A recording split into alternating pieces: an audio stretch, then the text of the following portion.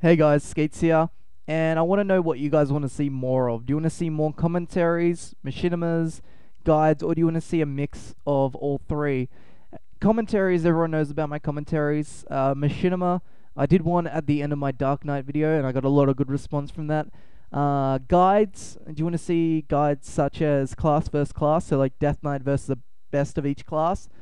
And for mix, do you want to see all three of those come out simultaneously? So like one week do a big commentary, the other week do a machinima, or the other week do like a class versus class guide, or a mix. So yeah.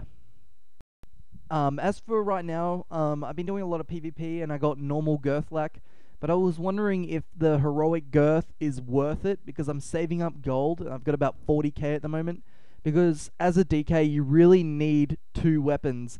One to be your DPS weapon and the other one to be a disarm, because rogues are super strong right now and we need a disarm weapon so that they don't do ridiculous amounts of control over us, so we can actually get viable in arena. So that's a tip for free. Get a second weapon, or it's either heroic girth or I just save up for another tier 2 weapon. So what do you guys reckon about girth? I want to know more about girth. Is it worth spending gold to get some guild to like run me through and get heroic girth, or do you guys reckon it's not worth it and I should just go for the tier 2 weapon, a second tier 2 weapon, so I can get a disarm weapon so that rogues are just not as strong as they are against me? Because at the moment my PhD team, the only teams we've lost to are ones with rogues in them, and it's really sad. I think we lost one against an Elemental Shaman S-Priest when my Hunter got global, but apart from that they're literally all rogue teams.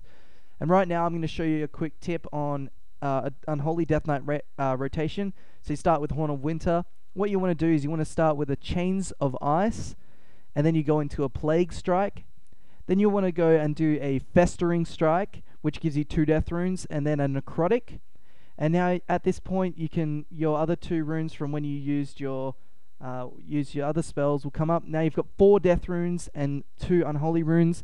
You want a Necrotic spam when all 6 are up, and you can get a lot of necrotics. And around here I think I get about 111k necrotics, and I let my runes reset, and I pop my Gargoyle and I show you the true capability of how much necrotics I can get up. So what I do is I start off, I necrotic a couple of times, I Festering Strike twice to get my 4 death runes up, and I Necrotic Strike, so all my runes are down. I pop Empower Runic Weapon, get them all back up, and start Necrotic Strike spamming 6 times, and then you want to use your Blood Tap, and it will give you another death rune to Necrotic Strike stack. And as you can see, I got 190k worth of necrotics up. How I did that is my first rotation I did Chains of Ice, Plague Strike, Festering Strike, then a Necrotic, then another Festering, then I Necrotic 6 times, then I used Outbreak to refresh diseases, and I used 2 Festering Strikes, and then I Necrotic Strike spammed, and I got so much up, and it's just crazy.